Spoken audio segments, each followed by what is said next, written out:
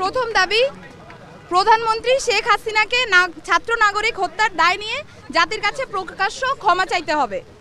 দ্বিতীয় দাবি, আইন শৃঙ্খলা রক্ষাকারী বাহিনী ও দলীয় ক্যাডার এবং সন্ত্রাসী কর্তৃক ছাত্র নাগরিক হত্যার দায় নিয়ে স্বরাষ্ট্রমন্ত্রী আসাদুজ্জামান খান কামাল, সড়ক পরিবহন ও সেতু মন্ত্রী ওবায়দুল কাদের, শিক্ষামন্ত্রী মহিবুল হাসান চৌধুরী নয়ফেল, আইনমন্ত্রী আনিসুল হককে মন্ত্রী পরিষদ থেকে পদত্যাগ করতে হবে। ইন্টারনেট শাটডাউন করে দেশে ডিজিটাল ক্র্যাকডাউন করায় তথ্য প্রতিমন্ত্রী জুনায়েদ আহমেদ পলককে পদত্যাগ করতে হবে। আন্তর্জাতিক মিডিয়ায় শহীদ শিক্ষার্থী এবং আন্দোলনরত শিক্ষার্থীদেরকে ড্রাগ অ্যাডিক্ট বলে কুরুচিপূর্ণ ও মিথ্যা বক্তব্য দিয়ে এবং আন্দোলনকে ভিন্ন খাতে প্রবাহিত করার চেষ্টা করায় তথ্য প্রতিমন্ত্রী মোহাম্মদ এ আরাফাতকে পদত্যাগ করতে হবে। ঢাকা দাবি নাম্বার 3, ঢাকা সহ যত জায়গায় ছাত্র নাগরিক শহীদ হয়েছে সেখানকার ডিআইজি, পুলিশ কমিশনার ও পুলিশ সুপারদের চাকরি থেকে বরখাস্ত করতে হবে। দাবি নাম্বার 4, ঢাকা বিশ্ববিদ্যালয়, জগন্নাথ বিশ্ববিদ্যালয়, জাহাঙ্গীরনগর বিশ্ববিদ্যালয়, রাজশাহী বিশ্ববিদ্যালয় এবং চট্টগ্রাম বিশ্ববিদ্যালয় সহ সারা দেশের প্রত্যেকটি বিশ্ববিদ্যালয়ে যেখানে ক্যাম্পাসে আইন শৃঙ্খলা বাহিনী কর্তৃক শান্তিপূর্ণ আন্দোলনে হামলা হয়েছে প্রত্যেকটি বিশ্ববিদ্যালয়ের ভিসি এবং প্রক্টরকে পদত্যাগ করতে হবে।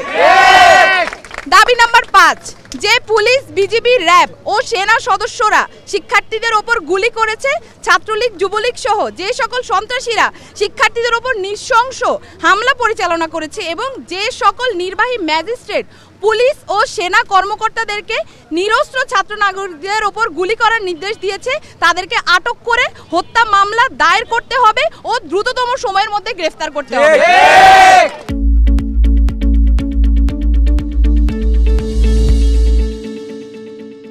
দাবি নাম্বার 6, দেশব্যাপী যে সকল ছাত্র নাগরিক শহীদ ও আহত হয়েছে তাদের পরিবারকে অতি দ্রুত সময়ের মধ্যে যথাযথ ক্ষতিপূরণ প্রদান করতে হবে।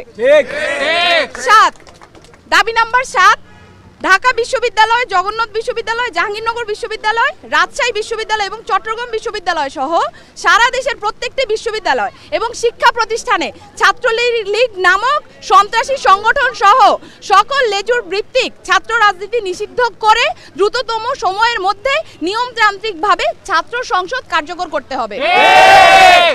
দাবি নাম্বার 8, অবিলম্বে সকল শিক্ষা প্রতিষ্ঠান ও হলগুলো খুলে দিতে হবে। কারফিউ তুলে নিয়ে সারা দেশের সমস্ত ক্যাম্পাসে মোতায়েনকৃত পুলিশ, র্যাব, বিজিবি, সোয়াট এবং আর্মি তুলে নিতে হবে। দাবি নাম্বার 9, বৈষম্য বিরোধী ছাত্র আন্দোলনের সাথে সম্পৃক্ত শিক্ষার্থীদের একাডেমিক ও প্রশাসনিক কোনো ধরনের হয়রানি করা হবে না এই মর্মে অঙ্গীকার করতে হবে। ইতিমধ্যে গণগ্রেফতার ও পুলিশি হয়রানির শিকার সমন্বয়ক বৃন্দ ও ছাত্র নাগরিকদের অবিলম্বে মুক্তি দিতে হবে ও সকল মামলা প্রত্যাহার করতে হবে।